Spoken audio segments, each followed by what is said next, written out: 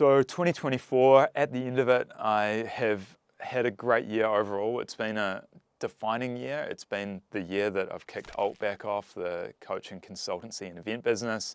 I found my momentum with that, scaled it from essentially zero at the beginning right through to the point where it's at in December, which is a healthy amount. It's a good start. It's a good base. Overall, the podcast is a hugely effective marketing tool for Alt. It's been a great way to meet new people. It's been an enjoyable process. It's cool to see it go from the apartment to the loft to now distinct, ramping up quality along the way. It's gone from being myself in the car on the way to the West Coast with the iPhone through to studio, camera, lights. It's a crazy transformation when I look back to the first couple of dozen episodes right through to the 200. The big thing for 2024 was making some significant chunk toward the 10 million goal. I've gone from essentially incremental amounts of gain in the first 2 years to finally chipping away. So this year I've made just over $200,000 in net gain, which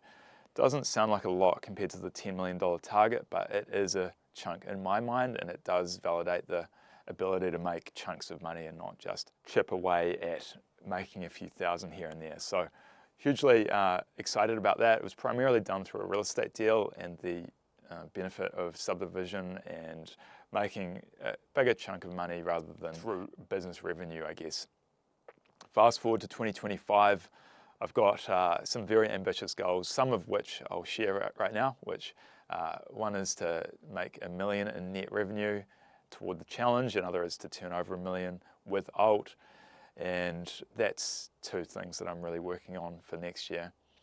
In other areas of life, it's been just a good year. I've really found my cadence and found my ikigai with Alt, with business coaching.